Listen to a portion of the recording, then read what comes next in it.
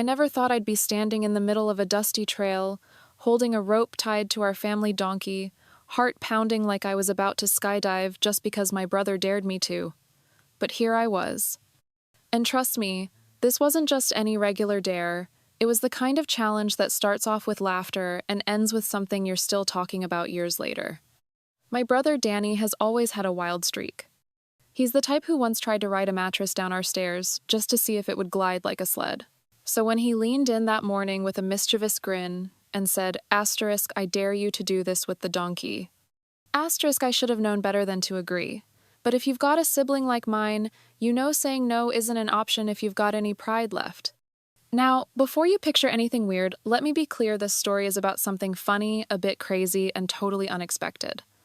Our donkey, Bruno, has been part of the family longer than some cousins.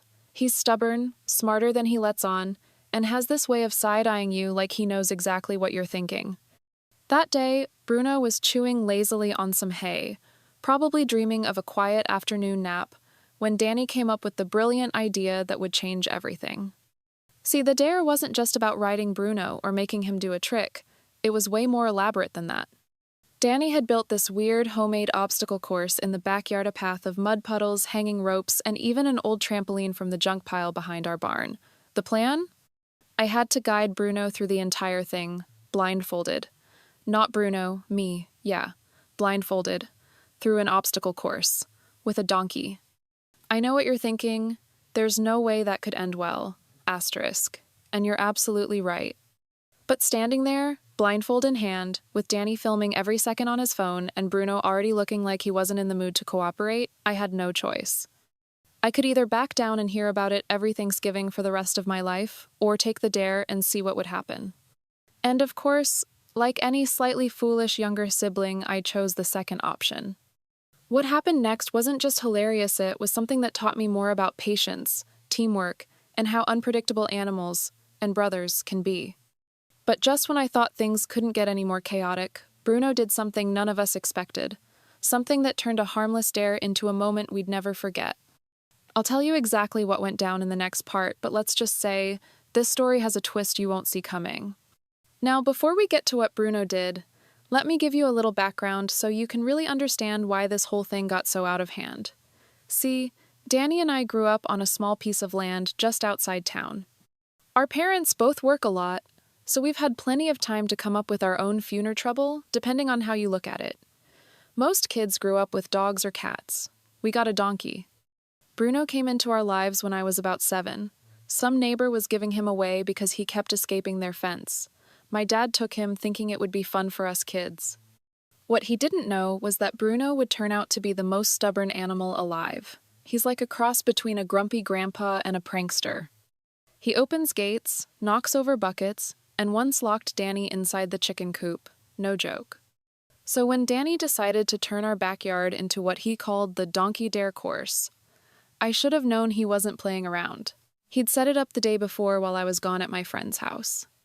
There were signs on cardboard like caution, mud zone, and low bridge ahead, which turned out to be a rope he tied between 2 trees that I'd have to duck under again, blindfolded. He also hung an old wind chime from our porch roof and said I had to use the sound to guide Bruno to the finish line. Sounded kind of clever at first, until I realized Bruno only walks when he wants to. Anyway, back to the moment. I had the blindfold on, one hand on the rope, and the other feeling around like some clumsy explorer. Danny was already laughing from behind the camera, and I could hear him whispering, "This is going to go viral." Bruno didn't move at first. He just stood there, chewing something I didn't even give him. But then suddenly he moved. Fast. I didn't know donkeys blank could move fast, but somehow, with me stumbling behind, he charged straight toward the course. And here's the part that still gives me chills when I think about it. Just as we passed under the first rope, I heard something weird like a crack. Not super loud, but enough to make Danny stop laughing. Bruno froze too, right in his tracks. And that's when I smelled it something off. Something burning. The kind of smell that doesn't belong anywhere near a backyard dare. I shouted for Danny, but he didn't answer right away. He was looking at something behind me, something I couldn't see. What was it? I'll tell you in the next part. But let's just say, the donkey wasn't the wildest thing in our backyard that day. Anyway, Back to the moment. I had the blindfold on, one hand on the rope, and the other feeling around like some clumsy explorer. Danny was already laughing from behind the camera, and I could hear him whispering, "This is going to go viral." Bruno didn't move at first. He just stood there, chewing something I didn't even give him. But then suddenly he moved. Fast. I didn't know donkeys could move fast, but somehow, with me stumbling behind, he charged straight toward the course. And here's the part that still gives me chills when I think about it. Just as we passed under the first rope, I heard something weird like a crack, not super loud, but enough to make Danny stop laughing. Bruno froze too, right in his tracks. And that's when I smelled it something off, something burning, the kind of smell that doesn't belong anywhere near a backyard dare. I shouted for Danny, but he didn't answer right away. He was looking at something behind me, something I couldn't see. What was it? I'll tell you in the next part. But let's just say, the donkey wasn't the wildest thing in our backyard that day. Danny dropped his phone in his pocket and took off toward the tree line without saying a word. I followed right behind him, heart still thudding in my chest. Bruno let out a low, uneasy sound and stayed behind, which honestly made me more nervous. If he didn't want to go any farther, something really wasn't right. We ran past the last rope of the obstacle course, dodging branches and stepping over roots as we moved deeper into the woods behind our backyard. The smoke was thicker now, curling through the trees like fingers.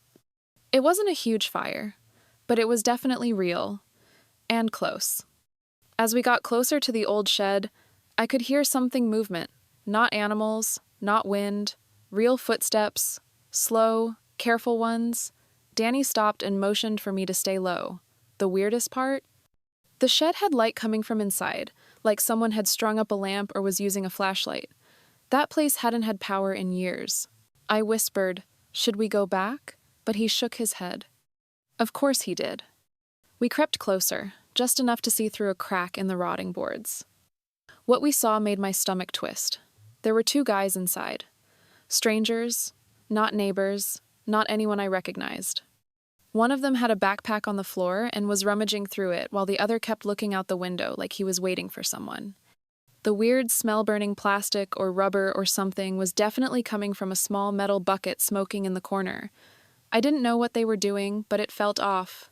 Way off. Danny reached for his phone again to record, but he accidentally stepped on a dry stick and it snapped loud. Real loud. Both men froze. Then one of them turned toward the door. I didn't even have time to blink before the guy nearest the door whipped it open and stepped out into the clearing. Danny and I hit the ground fast, hiding behind a half-fallen tree trunk covered in moss. My heart was thudding so hard I was sure he could hear it from 10 feet away. The man stood there for a second, scanning the trees. He didn't say anything, just listened. That somehow made it even scarier. He wasn't panicked, he was calm, too calm, like someone who had a reason to be out here and didn't want to be found. Danny grabbed my sleeve and whispered, "We need to go, now." But just as we started crawling backward through the underbrush, we heard a sound from behind us and our side of the woods. Leaves crunching. Footsteps. We both froze again, eyes wide. The guy outside the shed heard it too, and looked straight toward where we were. Then, out of nowhere, Bruno let out the loudest, angriest bray I'd ever heard. It echoed through the woods like a siren. For a split second, everything paused. Then all at once, chaos exploded. The man outside the shed yelled something to the guy still inside, and the two of them started moving fast, tossing stuff into the backpack. Danny jumped up and grabbed my arm, pulling me to my feet. We took off running, back through the woods toward the house, but I could hear them behind us running too. That's when the second twist hit. As we broke through the trees and got back into our backyard, 3 figures were standing at the edge of our fence. Not the guys from the shed. These were older neighbors. One of them was Mr. Alton from 2 houses down. He held up a hand to stop us, but his eyes were locked on the woods behind us. "We've been watching that shed," he said, not looking away. "You're not the only ones who found it." Danny and I looked at each other, confused and out of breath. Mr. Alton looked at us seriously, then added, "Whatever's going on back there, it's bigger than you think, and it's not the first time." We didn't even get a chance to ask what he meant because just then, one of the men from the shed appeared at the tree line. The man from the shed stepped into the clearing, stopping just short of the fence. He saw Mr. Alton and the other neighbors, then spotted Danny and me standing in the middle like we didn't know where to run. His eyes narrowed. For a second, I thought he might come closer, try something, but then Mr. Alton did something I didn't expect, raised his phone and hit a button. A loud beep came from his pocket, followed by a voice crackling over a walkie-talkie. "We're coming in now." In less than a minute, 2 sheriff's trucks rolled up our dirt road, tires kicking up dust, lights flashing but sirens off. The man turned and ran back into the woods, but it was too late. The second guy from the shed didn't even make it past the trees. He was already being handcuffed by one of the deputies. Everything happened fast after that. Bruno stood off to the side, watching the whole thing like he'd been part of it from the start. Danny and I just stood there, stunned, trying to piece together what we'd actually walked into.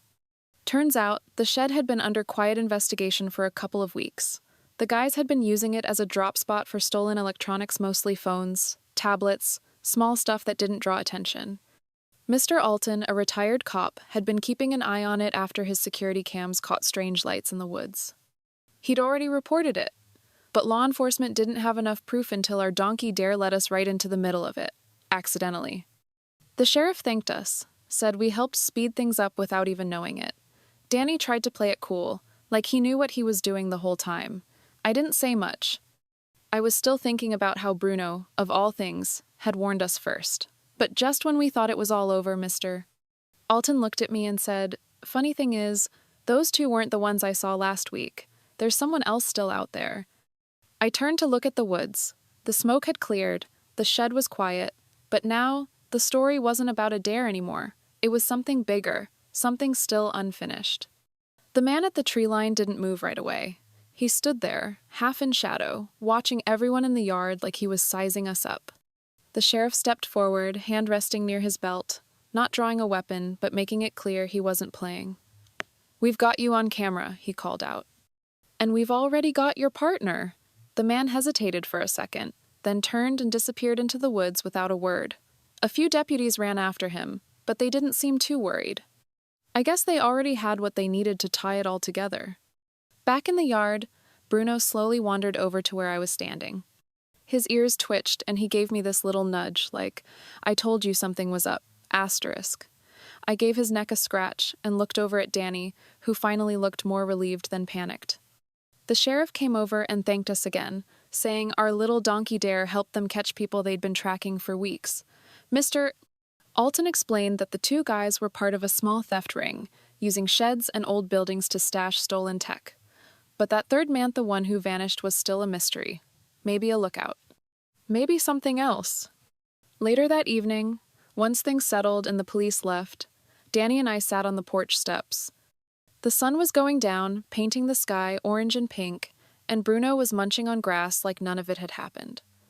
I asked Danny if he regretted making the dare. He shrugged and said, "Honestly, number. It was crazy, but we did something real today. And Bruno, he's the real MVP." Looking back, what started as a simple dare with a donkey turned into something much bigger, something that actually helped our community. It taught me that even silly moments can lead to something important. Sometimes, what seems like just another wild challenge with your brother and your stubborn donkey ends up pulling you into a real-life mystery. And maybe the best stories are the ones you don't see coming, especially when there's a donkey leading the way.